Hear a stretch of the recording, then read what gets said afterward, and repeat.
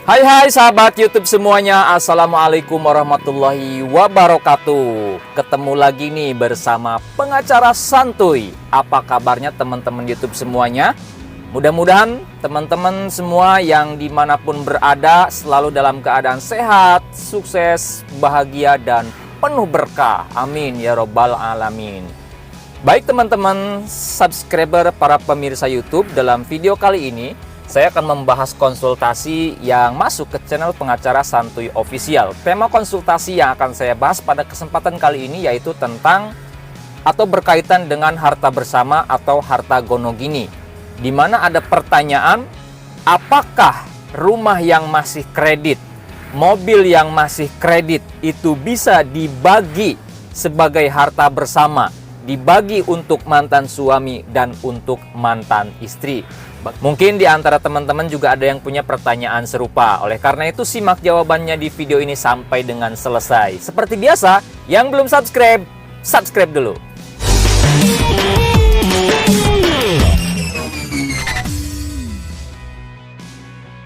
Baik teman-teman YouTube semuanya, harta bersama itu seperti yang telah saya jelaskan di video sebelumnya adalah harta yang dihasilkan semenjak perkawinan berlangsung hingga terjadinya perpisahan atau perceraian di pengadilan agama.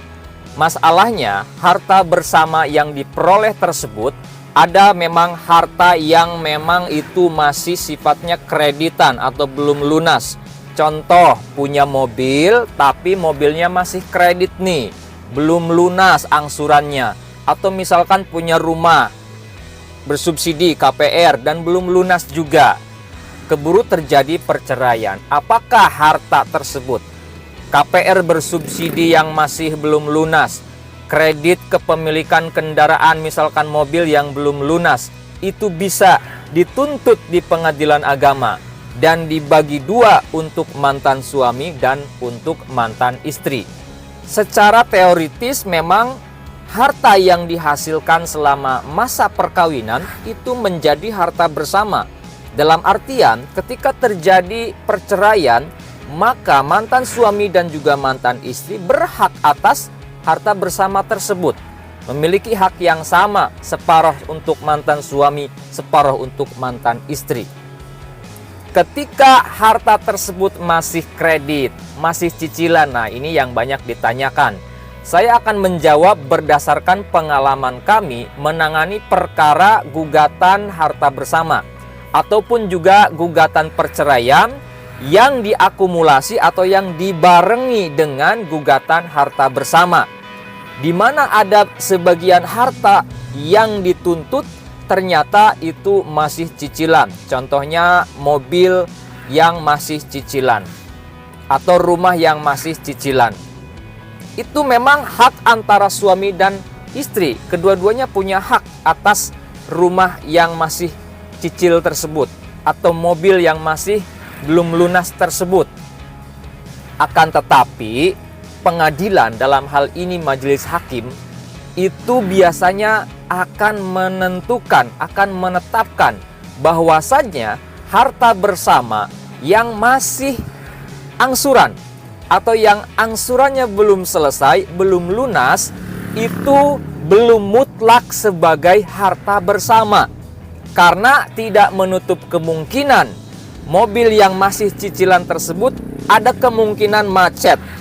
Ada kemungkinan cicilannya tidak diselesaikan sampai dengan lunas. Sehingga bisa jadi ketika cicilan tidak lunas, maka yang menjadi objek jaminannya akan ditarik kembali oleh leasing ataupun juga oleh pihak bank.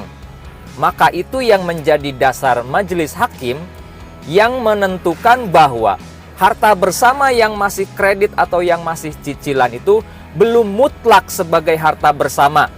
Sehingga ketika ada tuntutan untuk meminta harta bersama berupa mobil ataupun rumah yang masih cicilan, majelis hakim khususnya dalam perkara yang kami tangani itu menolak tuntutan pihak yang meminta agar harta bersama yang masih cicilan tersebut untuk dibagi dua. Ya, ini adalah pengalaman kami menangani perkara gonogini. Jadi ditolak tuh ya gugatan ataupun juga tuntutan pihak yang menuntut harta bersama, contohnya mobil. Karena mobilnya belum lunas, maka majelis hakim mempertimbangkan untuk tidak mengabulkan tuntutan tersebut. Dalam kata menolak gugatan harta bersama yang menuntut mobil yang masih cicilan tersebut, yang cicilannya belum lunas. Lantas bagaimana solusinya kalau misalkan ditolak oleh hakim, oleh pengadilan? Maka solusinya ketika rumah tersebut atau mobil tersebut yang dituntut di pengadilan ternyata ditolak oleh hakim karena cicilannya belum lunas, maka tunggu sajalah mobil atau rumah tersebut lunas terlebih dahulu. Nanti kalau lunas baru dibagi dua. Usahakan diselesaikan secara kekeluargaan, nggak usah sampai ke pengadilan lah ya, karena prosesnya lama. Atau misalkan buatlah perjanjian ya antara mantan suami dan mantan istri terkait harta bersama yang masih cicilan ini. Poinnya misalkan yang mencicil siapa, atau kedua belah pihak patungan nih untuk melunasi cicilan tersebut sampai dengan selesai, atau melunasi di awal ya, atau melunasi lebih awal. Nanti ketika sudah lunas seperti apa pembagiannya, itu lebih baiknya dibuat perjanjian seperti itu.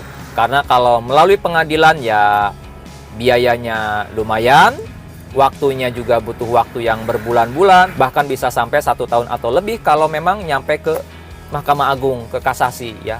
Baik, itulah pembahasan konsultasi yang saya bahas pada kesempatan kali ini. Mudah-mudahan bisa menambah wawasan bagi kita semua. Apabila menurut teman-teman semua video ini ada gunanya, ada manfaatnya bagi pemirsa YouTube, bagi masyarakat, bantu kami dengan cara subscribe ke channel Pengacara Santuy Official. Sampai jumpa di video-video selanjutnya. Assalamualaikum warahmatullahi wabarakatuh.